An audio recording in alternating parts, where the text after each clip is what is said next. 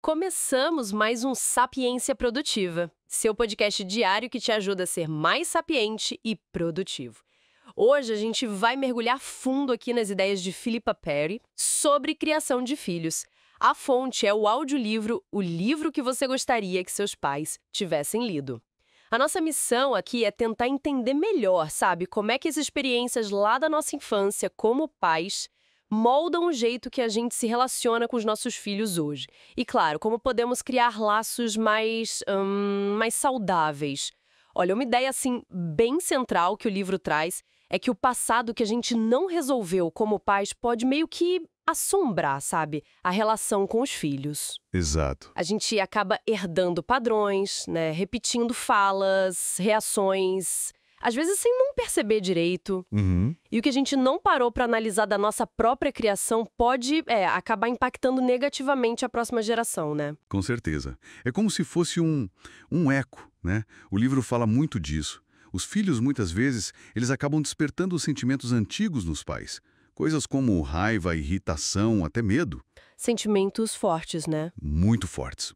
E essas reações, assim, super intensas, elas podem ser gatilhos emocionais, sabe? Ligados a dores antigas ou necessidades que não foram atendidas lá na nossa infância, a infância dos pais. Funciona quase como uma defesa inconsciente. A gente nem percebe que está reagindo ao passado, e não ao presente. É verdade. E os exemplos que o material traz ajudam muito a gente a pegar isso, né? Tem aquele da mãe que ficava super irritada com o barulho das crianças brincando. Lembro desse. E aí, depois de um tempo, ela foi investigar, né? E descobriu que o pai dela exigia um silêncio absoluto em casa, por causa das dores de cabeça dele.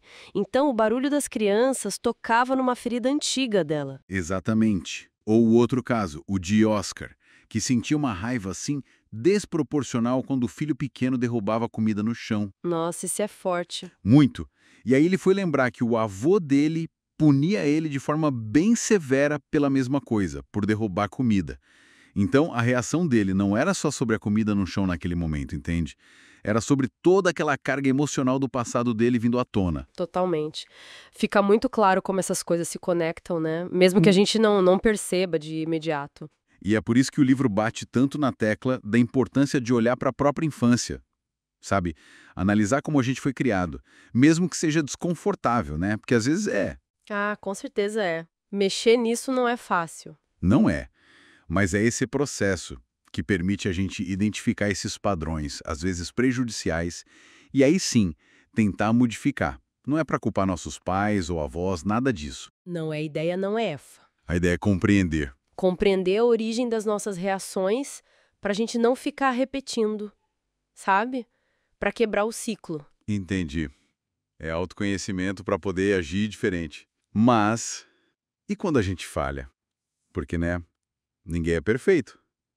A gente vai errar com o pai como mãe. Inevitavelmente. O que o livro fala sobre isso? Ah, isso é uma parte muito legal, muito realista, eu acho. O livro fala sobre ruptura e reparação. Ruptura e reparação. Isso. Ou seja, os erros, os desentendimentos, as falhas, elas vão acontecer. São as rupturas no relacionamento. O ponto crucial, segundo a Perry, não é evitar a ruptura a todo custo, mas sim o que a gente faz depois, a reparação. O conserto, digamos assim. Exato. É reconhecer o erro. Sabe? Chegar para a criança e falar, olha, eu errei, gritei com você sem motivo, ou fui injusta, é pedir desculpas sinceras. O livro argumenta que as crianças não precisam de pais perfeitos. Isso nem existe. Seria uma pressão enorme, né? Exatamente. Elas precisam de pais autênticos. Pais que erram, sim, mas que mostram como se responsabilizar por esses erros e como consertar a relação. Isso é muito mais valioso do que tentar manter uma fachada de perfeição. Faz todo sentido. Mostra humanidade, né? E ensina a lidar com conflitos de forma saudável. Com certeza.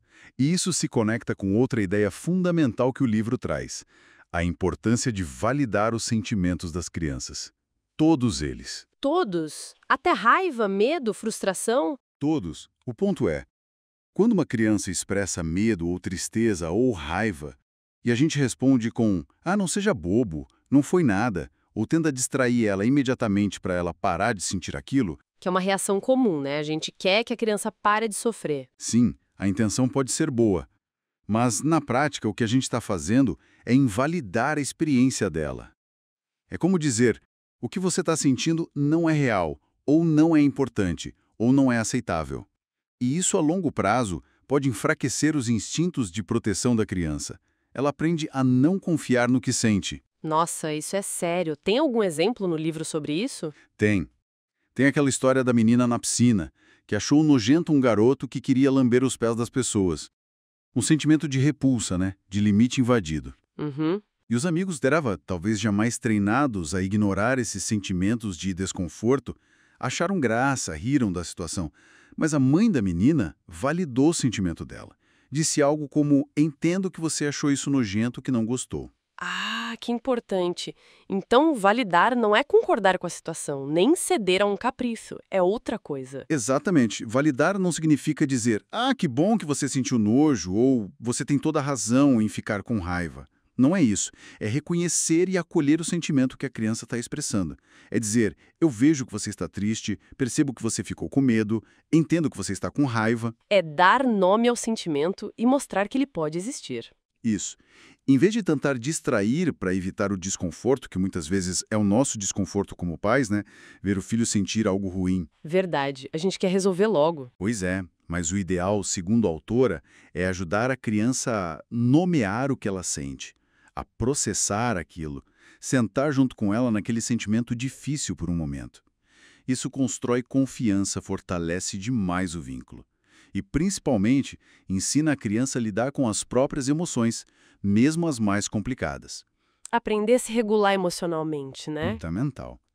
Essa conexão genuína, essa validação, é muito mais valiosa do que tentar manter uma aparência de que está tudo sempre bem, uma perfeição que não existe. Nossa, quanta coisa para pensar, né? Refletindo sobre tudo isso que a gente conversou, parece que a mensagem que fica ecoando é essa coisa da autoconsciência do pai e da mãe. Sem dúvida. Olhar para si mesmo, para o próprio passado. E buscar essa conexão autêntica com a criança, né? Aceitando as falhas, reparando, validando o que ela sente. Exato.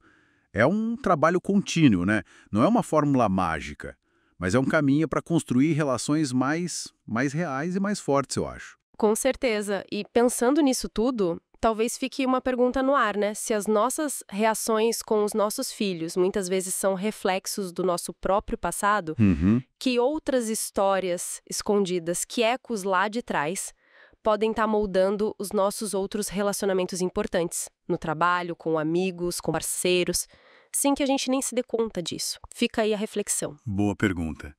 Dá pano pra manga, como dizem. Muita coisa pra gente continuar pensando. Gostou? O link para adquirir o livro está na descrição. Curta e comente se gostou. Coloque a sua sugestão para o próximo livro e nos siga ativando o sininho para receber nosso conteúdo e se manter sempre sapiente e produtivo. Sapiência Produtiva, o podcast que te torna mais sapiente e produtivo.